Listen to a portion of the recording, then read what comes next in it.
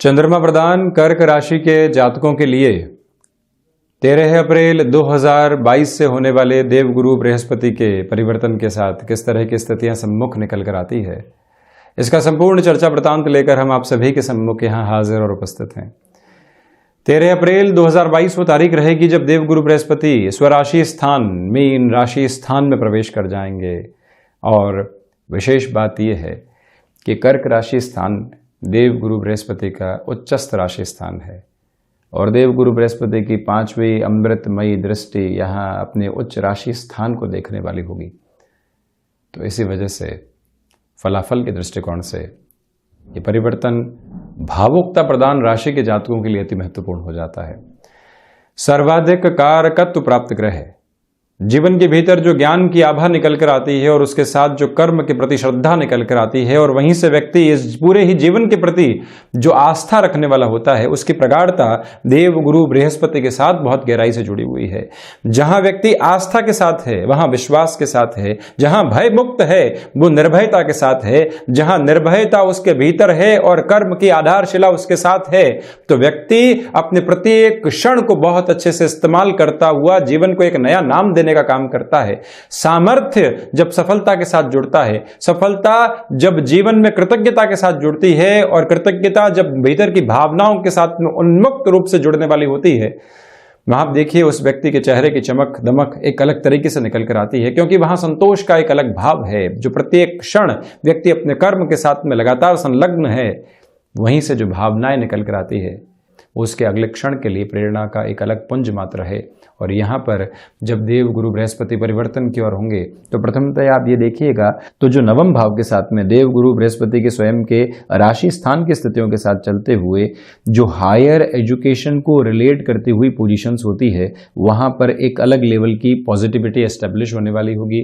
धार्मिक कार्यों के साथ में जो रुचि बढ़नी चाहिए उसकी स्थितियाँ भी यहाँ साथ में गतिमान रहने वाली होगी। आप ये भी देखिएगा कि अनुभव जो पूरे तरीके से सहयोग की स्थितियों को निरूपित करते हैं वो यहाँ पर एक अटमोस्ट पॉजिटिव बेस को डेवलप करने वाले हो जाते हैं। आप इस बात पर भी यहाँ पर गौर करने वाले हों कि जो नवमेश होकर देवगुरु बृहस्पति की स्थितियां नवम भाव के साथ में रहने वाली होगी, उनमें ये बात भी निकल कर आती है कि जो भाग्य का सहयोग आपको मिल रहा है, पराक्रम के साथ में देवगुरु बृहस्पति का दृष्टि संबंध है और वहीं पर जो प्रथम भाव को देवगुरु बृहस्पति देख रहे हैं। आप किसी भी परिवर्तन की ओर जाना चाहते हैं, नौकरी पेशा जीवन के साथ में चेंजेस को आप लेकर जाना चाहते हैं, हालांकि शनिदेव की ढैया का अंतराल आपको शुरू होने वाला है 29 अप्रैल से लेकर 12 जुलाई के मध्य शनिदेव की ढैया का जो एक प्रवास काल है अपनी आभा को लेकर आने वाला होगा। संघर्षों के भीतर भी जब भाग्य का सहयोग हो, व्यक्ति स्वयं को इस चिंतन के साथ लेकर चल रहा हो कि ये मौका आया है, यहाँ कंफर्ट जोन नहीं बनेगा, हम आत्मविश्वास के साथ में बढ़ रहे हैं, ये मौके बारंबार नहीं आया करते, यदि इस मौके को हमने छोड़ दिया तो जहाँ है वहीं रह जाएंगे, अन्यथा संघर्ष करेंगे और संघर्ष से विजय प्राप्त करके आगे बढ़ने वाले होंगे।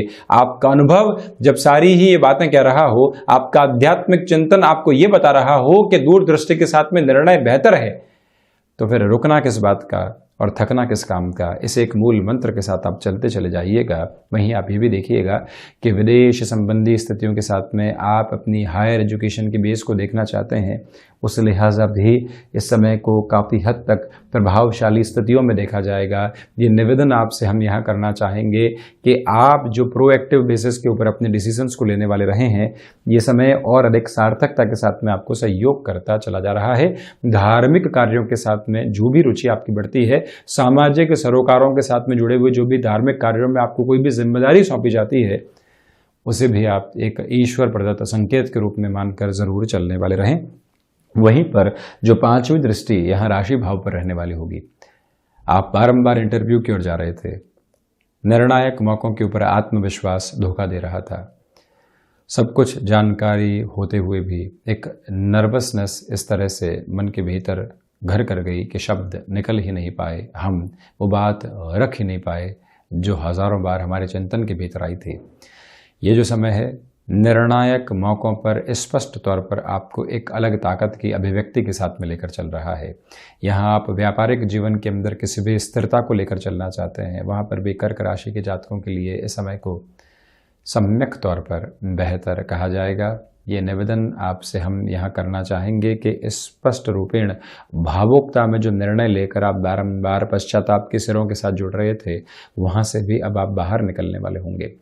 आप इस बात पर भी गौर कीजिएगा कि ये ही वो समय अंतराल है जहाँ पर स्पष्ट रेखांकित आधार पर जो आपको अपने निर्णय में पारिवारिक जनों का सहयोग मिलना चाहिए वो प्राप्त है। आप जब भी घर परिवार को कन्विंस करने जाते हैं, जो आप कह रहे हैं और जो आप विजुअलाइज कर रहे हैं, जब लोगों के सम्मुख या परिवार के सम्मुख को रख पाते हैं तो वो अच्छे से कन्विंस हो पाते हैं।